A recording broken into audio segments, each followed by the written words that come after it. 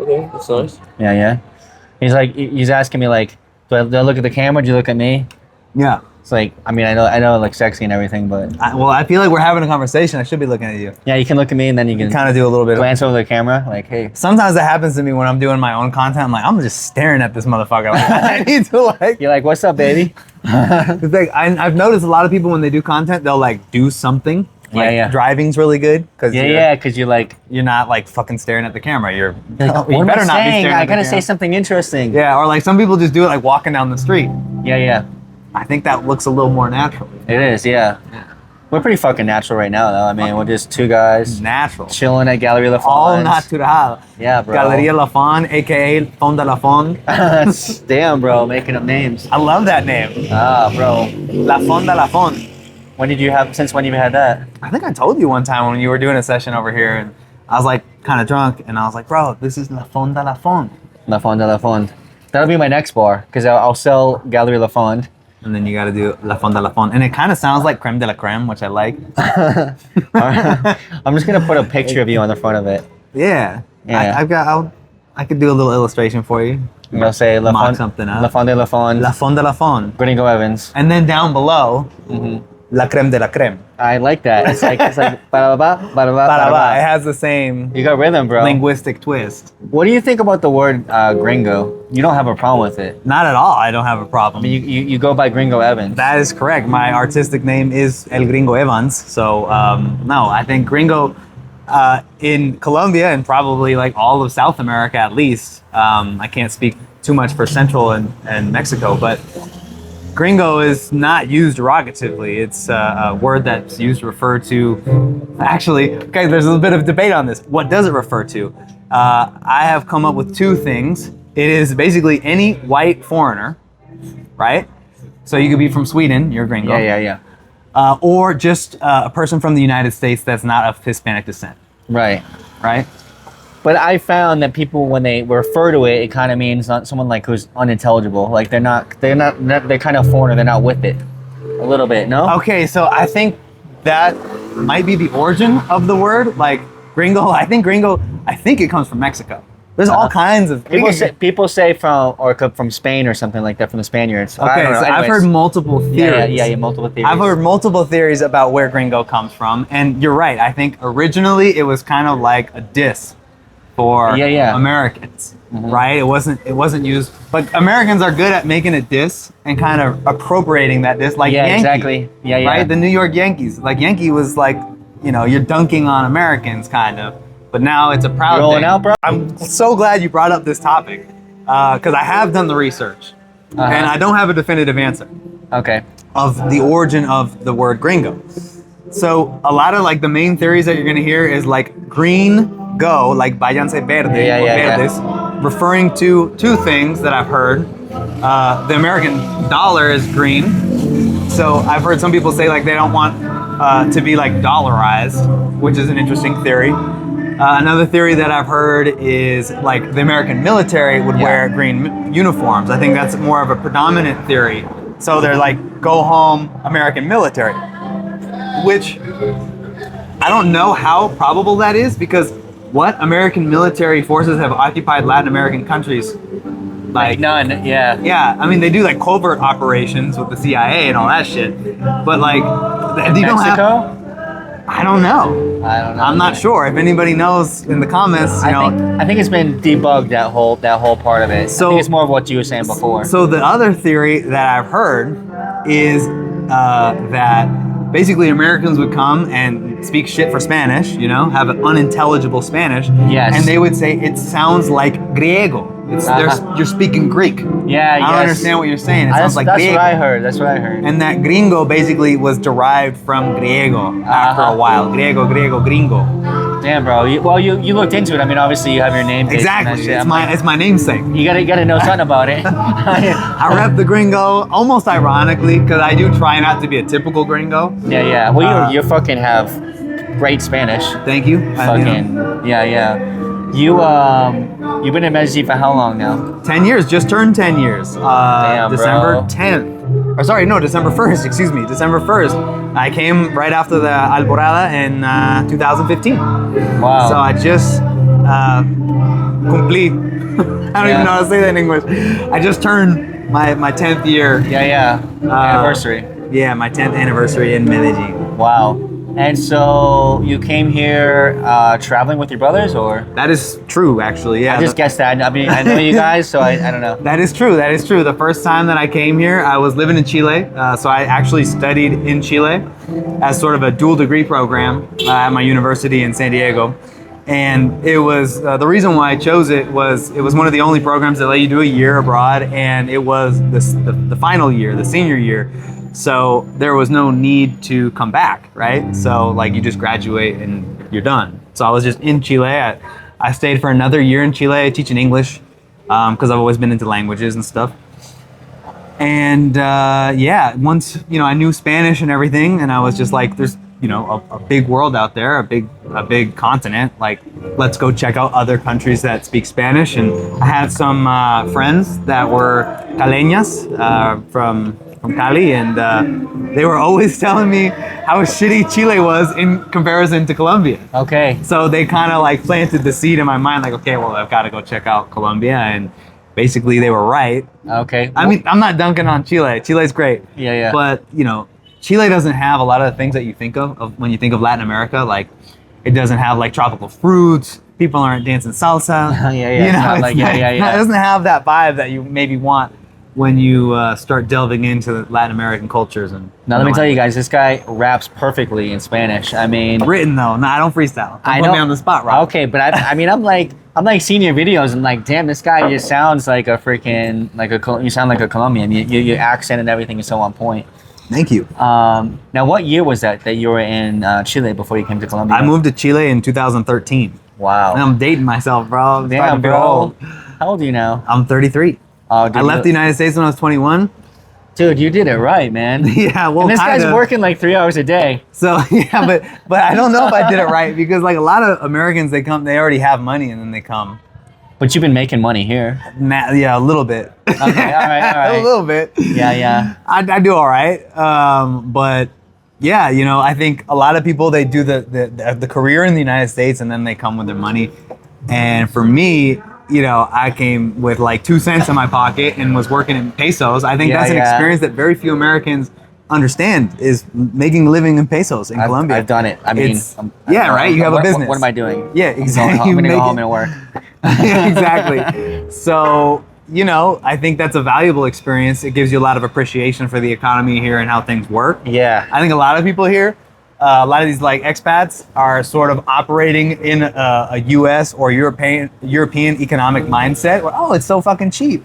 And they're not understanding that, you know, what something costs, like how many hours of labor for an average Colombian is. Yeah, exactly. You know, they don't even have that concept. Mm-hmm. Unless you fucking got your ass on the bus and, you know, worked a fucking 10-hour shift in Colombia and, you know, got your fucking quincena in pesos, like some of us do. Yeah.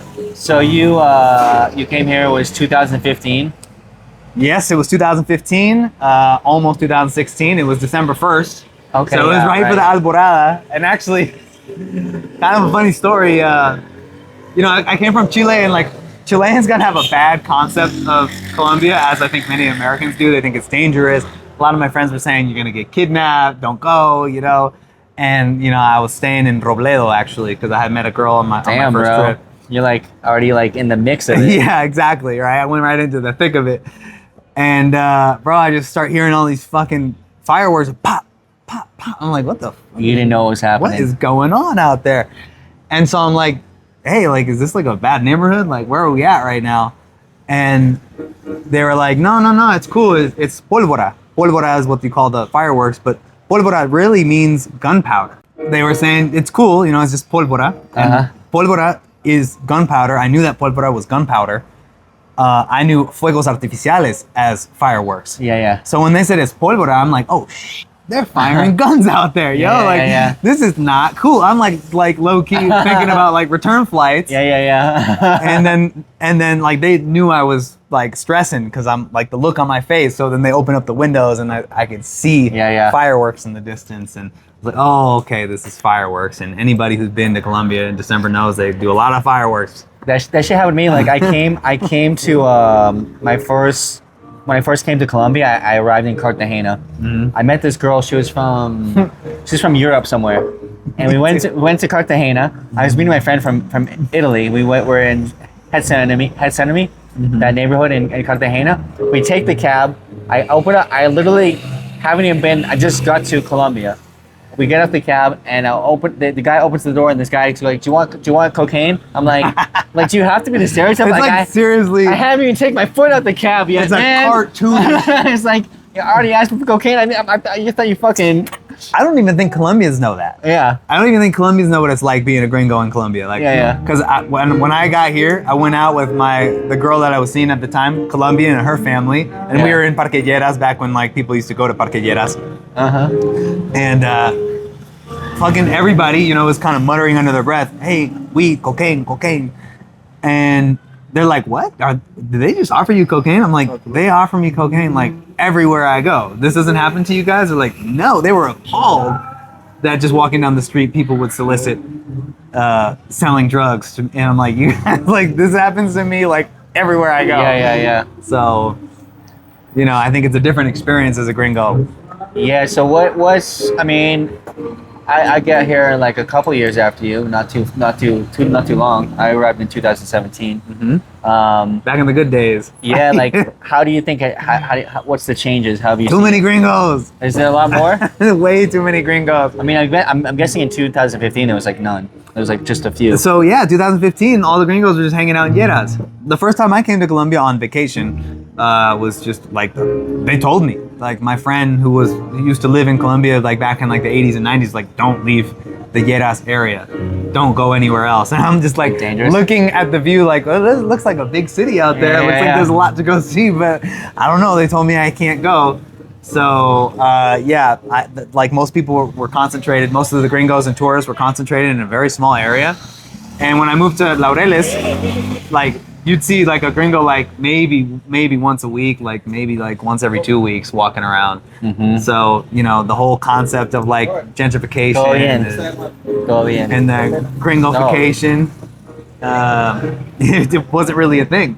And there's a lot of gringos here, and obviously it's a lot more expensive than it was back then. The prices are freaking skyrocketing. Yeah, like right now, I don't think that the prices are in relation. They're not in accordance with wages at all. No. Right? Rents, going out to restaurants. It makes no sense if you work in this economy to spend in this economy anymore. Yeah, and how much the places cost to rent around? Like it's getting crazy. Yeah, like, I mean, I think I just had a buddy looking for a spot. He got a parte studio. It's furnished, but he's paying fucking more than 2 million pesos. So I mean, that's crazy. Like, like almost double the minimum wage. So as you can imagine, that's super unaffordable. For a lot of people, and that's just a studio. Nothing fancy. So, but I'm hesitant to blame it all on gringos. It's very easy to look at somebody who's different, and look at the other, and say, hey, it's their fault. Well, I don't believe you can blame the gringos or the foreigners for that, because I don't believe someone can arrive to another country and set the prices. My theory is that, like, I'm not saying like everyone does this, but the Colombians control the prices in Colombia. True. First of all, because they have the houses and the property. True. And so my theory is like there's like a few Colombians that are like conchudos, and they you know what I mean? They just like decided to like, oh, I can raise it 30%, and these foreigners aren't gonna blink their eye. Okay. People see dollar signs and they just do it, and they don't care how that is gonna affect the everyday person living in the city. They just want profit for themselves, and it's a chain reaction. Exactly. One guy raises their prices, the next guy does, and it's like these are just market forces. And also, that is a very good point. Gringos are not the price setters. No. But I think another point is, I think we're just living in a global inflationary period. Like, correct me if I'm wrong, chat, but like, is anywhere cheaper than it was during the pandemic? Oh man, that shit's blowing up. Everything's expensive. Everywhere. I have not met the first person from any country to be like, oh yeah, no, things are like really affordable in my country. Everybody's like, yo, it's super fucking expensive. I think that maybe this would have happened anyway without all these gringos, but it's making it worse. And so now you're talking about moving back to the United States in February. Oh shit! After 10 years. Put me on the Are you ready spot. for that Put shit? me on blast. No, no, I'm not too ready. But yeah, man, yeah. Life twists and turns, and I might be making a move back to the United States for a little bit. So, and you'll be moving back with your long-term girlfriend. That's right. You've been dating. I'm sorry. What's your girlfriend's name? Luisa. Luisa. That's right. You've been dating for some years now. I mean, I've seen her around here. Going on 4 years. Yeah. So don't do this type of shit if you're in your first year of your relationship, fellas. Yeah. Don't be taking women back to the United States or making any permanent decisions unless you've been together for a number of years. And you met Luisa hiking. Yeah, I did. I met Luisa hiking in the Chorro La Campana, which is in Envigado, and then walking to Salto del Ángel. Amazing hike. Kind of deadly hike. I think people have died over there, so be careful. Wear some shoes with some good tread on them. And Luisa's from where? From Venezuela. She's from Delta Macuro in Venezuela. And according to every Venezuelan I've ever met, it's like the furthest, most remote part of Venezuela you could possibly be from. Yeah. But you all get along really well. Yes, oh yeah, absolutely. So yeah, you've seen a lot of changes in Colombia. You're moving back to the States. Yeah. I don't know. So I mean, your plan is to go back, make some money, and then maybe come back here. Yeah, I mean, it's a kind of a thing about the citizenship and whatnot for my girlfriend. So I'm gonna be there for a few years and work hard, hustle, and then maybe finally do that classic move where you come back with a little bit of money, right? Yeah. Stop grinding it out. Yeah. That makes sense. That's cool. And so, is there anything that you would say to the viewers who are, A, moving to Medellín, Colombia, and B, maybe learning Spanish, or anything about the culture here? Yeah, I mean, I have a million tips for learning Spanish. I don't think we want to get into that right now. But I would say for anybody looking to make that move to Colombia, do so with empathy, do so with open eyes, and try to understand the Colombian experience. I think a lot of Americans and a lot of foreigners come here and think it's a playground, and they're just trying to, do the stuff that they could never afford to do or have the means to do in their country, and they look at it through rose-colored glasses. Oh, this is a paradise, and the reality is that it's a real place with real people that have a real struggle, and that struggle has gotten worse with the arrival of so many foreigners. So, understand that impact, nobody's exempt from it, myself included. I think it's important for us to try to give back to the community and try to be, proactive members of the community. And again, look at things through the eyes of the locals as much as you can. Yeah, that's good. That's good advice. What top of your mind thing you love best about Colombia? I'm just gonna go with a blanket statement here and just say culture, and I'll break that down a little bit. But culture, it can just be, it could be the agriculture, like all the fresh fruits and vegetables. I mean, the streets are just lined with mango trees, and there's papayas and guayabas, guavas, and all kinds of amazing stuff that just Yankees like us have never seen before. Yeah. The culture of the music, the musical traditions are incredible. I think it's a bit of a shame that everybody's so obsessed with reggaeton when there's such a rich musical tradition with excellent musicians in vallenato and salsa, música parrandera here from Antioquia. I mean, the list goes on, but there's just such amazing musicianship and culture and tradition that you can find here, and just like the way the culture of how people are more friendly. Like, people don't have like social anxiety, or like in America it's like, oh, should I like say something to somebody? Like, people here are just openly friendly. They don't have like a taboo about just speaking to your neighbor or speaking to somebody on the street. I think that Americans have a lot to learn from that, and probably a lot of Europeans too. Is there anything that drives you crazy about Colombia? Man, can we cool it with the fireworks, guys? Come on. Yeah. No, but I think really the number one thing that really drives me crazy is what we call here in Colombia tramitología. Trámites are like paperworks or like legal or like any sort of like formal processes. There's a lot of red tape to do anything.